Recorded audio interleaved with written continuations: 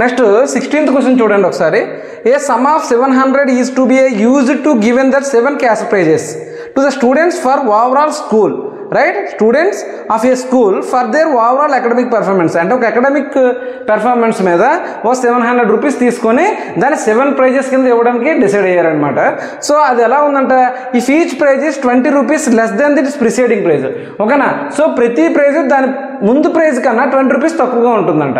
అదవుతుందా అంటే దాని తర్వాత ప్రైజ్. అంటే ఇప్పుడు పాయింట్ ఏంటి, నేను ఏమనుకుంటా అంటే లెట్ లాస్ట్ ప్రైజ్ని ఏమనుకుంటానంటే నేను లాస్ట్ ప్రైజ్, ఓకేనా? సో 16 ఆన్సర్ వచ్చేసరికి అట్ లాస్ట్ ప్రైజ్ ఏమనుకుంటానంటే ఎక్స్ అనుకుంటానండి. లాస్ట్ ప్రైజ్ నేను ఎక్స్ అనుకుంటాను.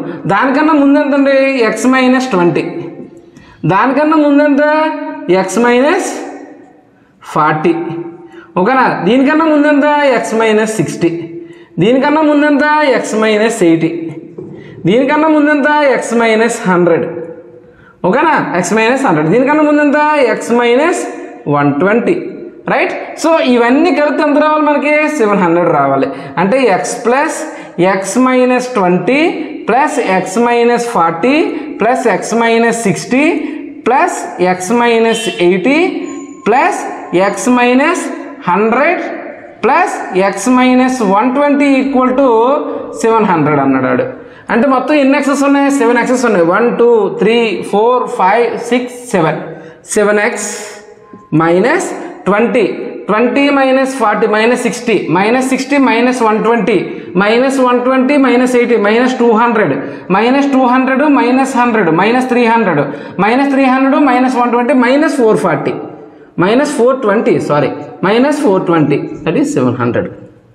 So 7x equal to 700 plus 420, that is 7x equal to 1120,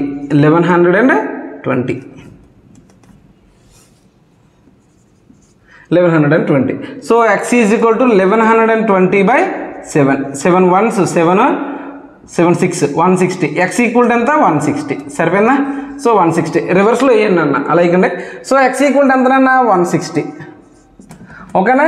so 160 minus 20 అంటే 140, 140 120 100 80 60 40, సరిపోయిందా? సో ఇలా ప్రైజెస్ ఇచ్చారనమాట, ఓకేనా? ఇలా ప్రైజెస్ ఇచ్చారు, ఓకేనా?